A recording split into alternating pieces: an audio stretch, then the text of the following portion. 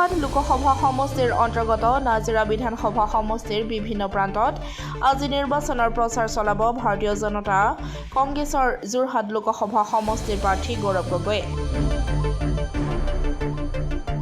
নিৰ্বাচনৰ প্ৰচাৰ চলাবলৈ আহি নাজিৰাৰ মেছাগড়ৰ মাধৱ মন্দিৰত আশীষ গ্ৰহণ কৰিলে ভাৰতীয় জাতীয় কংগ্ৰেছৰ যোৰহাট লোকসভা সমষ্টিৰ প্ৰাৰ্থী গৌৰৱ গগৈ। ইয়াৰ উপৰিও নাজিৰাৰ মেছাগড়ৰ কোঁৱৰ বৰসভাতো অংশ লয় কংগ্ৰেছৰ যোৰহাট লোকসভা সমষ্টিৰ প্ৰাৰ্থী গৌৰৱ গগৈ।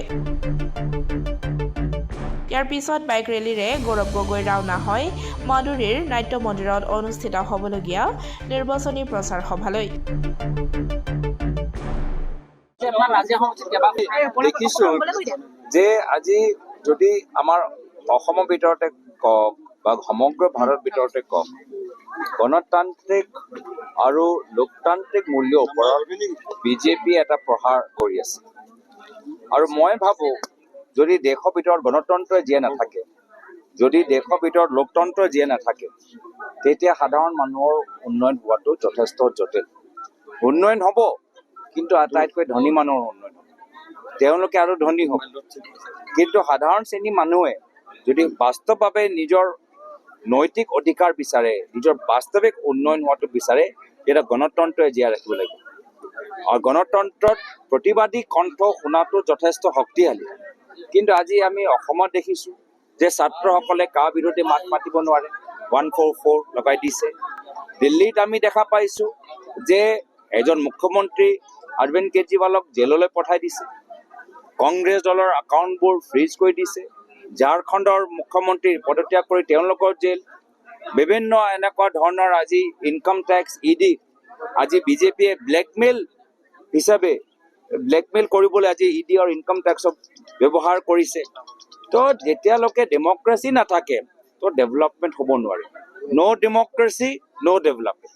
তো সেইকাৰণে আজি অসমৰ ভিতৰতো আশা কৰ্মীখিনি যে তেওঁলোক আমি কথাখিনি কৈছোঁ, আজি আমাৰ যিমানবোৰ ভেঞ্চাৰ স্কুল আছে, ভেঞ্চাৰ স্কুল হৈ আমি মাত মাতি আছোঁ।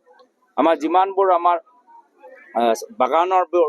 বাগানৰ মালিক পলাইছে, বাগানৰ মানুহবোৰে আজি ভালকৈ তেওঁলোকৰ PF পোৱা নাই, দৰমহা পোৱা নাই, সেয়ালৈ আমি মাত মাতি আছোঁ। কিন্তু চৰকাৰে শুনা নাই। চৰকাৰে লাহে লাহে গণতন্ত্ৰ পৰিৱেশ শেষ কৰি অহংকাৰী হৈ গৈছে। তো সেইকাৰণে এই নিৰ্বাচনটো যদি বাস্তৱিকভাৱে আমি উন্নয়ন কৰিব লাগে বা উন্নয়ন হোৱাটো বিচাৰোঁ সামাজিক আৰু সাধাৰণ মানুহৰ, তেতিয়া আমি গণতন্ত্ৰ ৰক্ষা কৰিব লাগিব। এই নিৰ্বাচনটো গণতন্ত্ৰ ৰক্ষা কৰাৰ কাৰণে এটা গুৰুত্বপূৰ্ণ সময়। পাতি আছোঁ ভেঞ্চাৰ স্কুলৰ, তেওঁলোকে পাতি আছে জয়। আমি পাতি আছোঁ যে আমাৰ শিক্ষকসকল আজি আত্মহত্যা কৰিবলৈ বাধ্য, এইখিনি কথা তেওঁলোকে নকয়। আমি কৈ আছোঁ যে বাগানৰ মানুহখিনিয়ে আজি তেওঁলোকে ভাত খাবলৈ পইচা নাই, তেওঁলোকৰ আজি যেতিয়া CSP লৈ যায় তাতে 10 টকা তেওঁলোকে কাটা যায়, তেওঁলোকৰ এইখিনি কথা মাত নামাতে। আমি কৈ আছোঁ যে আমি প্ৰথম যেতিয়া আমাৰ এলায়েন্সৰ চৰকাৰ গঠন হ'ব, আমি প্ৰথম মিটিঙতে আমি আইন বাতিল কৰিম, তেওঁলোকে এইখিনি কথা পতা নাই। আমি কৈছোঁ যে আমি এইখন চৰকাৰ এতিয়া লাহে লাহে চৰকাৰী কলেজ বন্ধ কৰিবলৈ আহিছে, এইখিনি কথা তেওঁলোকে পতা নাই। তো আমি বাস্তৱিক মাটিৰ লগত জড়িত হৈ থকা কথাখিনি পাতি আছোঁ আৰু সেইকাৰণে ৰাইজে আমাক জিকাব।